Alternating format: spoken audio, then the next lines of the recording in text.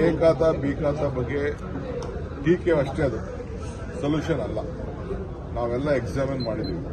ಈಗ ಬಿ ಖಾತಾ ಯಾರು ಮಾಡು ಅಂತ ಹೇಳಿದವರು? ಬಿಜೆಪಿ ಗವರ್ಮೆಂಟ್ ಅಲ್ಲಿ ಬಿ ಖಾತಾ ಮಾಡಿದ್ರು. ಈಗ ಅವರ ದಾಖಲೆಗಳು ತಗೋಬಿಟ್ಟಿದ್ದಾರೆ, ರೆವಿನ್ಯೂ ಸೀಟ್ ತಗೋಬಿಟ್ಟಿದ್ದಾರೆ, ಕನ್ವರ್ಷನ್ ಆದ್ಮೇಲೆ ತಗೊಂಡಿದ್ದಾರೆ, ಬೆಟರ್ಮೆಂಟ್ ಫೀಸ್ ಕಟ್ಟಿಲ್ಲ, ಅವ್ರಿಗೆ ಯಾರಿಗೂ ಸಾಲ ಕೊಡ್ತಾರೆ. ಅದಕ್ಕೇನ್ ಮಾಡಬೇಕು? ಬಿಲ್ಡಿಂಗ್ ಹೊಡೆದಾಕ್ಬಿಡಲ್ಲ? ಬಿಲ್ಡಿಂಗ್ ಹೊಡೆದಾಕ್ತಾರೆ. ನೀವೇ ನಿಮ್ಗೆ ದುಡ್ಡಿಲ್ಲ ಪಾಪ ಬಡು, ನೀವೇ ಒಂದು 30-40 ತಗೋಬಿಟ್ಟಿದ್ದೀರಿ, 60-40 ತಗೋಬಿಟ್ಟಿದ್ದೀರಿ. ಹಳ್ಳಿಗಳಲ್ಲಿ ಪಕ್ಕ ಇರ್ತದೆ. ಸೊ ಈ ಹಳ್ಳಿ ಎಲ್ಲ ಮರ್ಜ್ ಆಗಿದೆ ಬೆಂಗಳೂರು ಸಿಟಿ ಒಳಗಡೆ. ಇಂಥವೆಲ್ಲ ಬೇಕಾದ ಸಮಸ್ಯೆ ಇದೆ.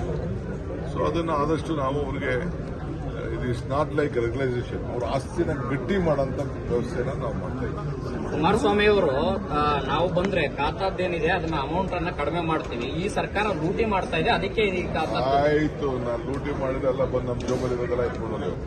ಅದಕ್ಕೆ ಎ ಖಾತಾ ಬಿ ಖಾತಾ ಬಗ್ಗೆ ಟೀಕೆ ಅಷ್ಟೇ, ಅದು ಸೊಲ್ಯೂಷನ್ ಅಲ್ಲ. ನಾವೆಲ್ಲ ಎಕ್ಸಾಮಿನ್ ಮಾಡಿದೀವಿ. ಈಗ ಬಿ ಖಾತಾ ಯಾರು ಮಾಡು ಅಂತ ಹೇಳಿದವರು?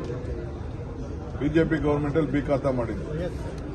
ಈಗ ಅವರ ದಾಖಲೆಗಳು ತಗೋಬಿಟ್ಟಿದ್ದಾರೆ, ರೆವಿನ್ಯೂ ಸೀಟ್ ತಗೋಬಿಟ್ಟಿದ್ದಾರೆ, ಕನ್ವರ್ಷನ್ ಆದ್ಮೇಲೆ ತಗೊಂಡಿದ್ದಾರೆ, ಬೆಟರ್ಮೆಂಟ್ ಫೀಸ್ ಕಟ್ಟಿಲ್ಲ, ಅವ್ರಿಗೆ ಯಾರಿಗೂ ಸಾಲ ಕೊಡ್ತಾರೆ. ಅದಕ್ಕೇನ್ ಮಾಡಬೇಕು? ಬಿಲ್ಡಿಂಗ್ ಹೊಡೆದಾಕ್ಬಿಡಲ್ಲ? ಬಿಲ್ಡಿಂಗ್ ಹೊಡೆದಾಕ್ತಾರೆ. ನೀವೇ ನಿಮ್ಗೆ ದುಡ್ಡಿಲ್ಲ ಪಾಪ ಬಡು, ನೀವೇ ಒಂದು 30-40 ತಗೋಬಿಟ್ಟಿದ್ದೀರಿ, 60-40 ತಗೋಬಿಟ್ಟಿದ್ದೀರಿ. ಹಳ್ಳಿಗಳಲ್ಲಿ ಪಕ್ಕ ಇರ್ತದೆ. ಸೊ ಈ ಹಳ್ಳಿ ಎಲ್ಲ ಮರ್ಜ್ ಆಗಿದೆ ಬೆಂಗಳೂರು ಸಿಟಿ ಒಳಗಡೆ. ಇಂಥವೆಲ್ಲ ಬೇಕಾದ ಸಮಸ್ಯೆ ಇದೆ.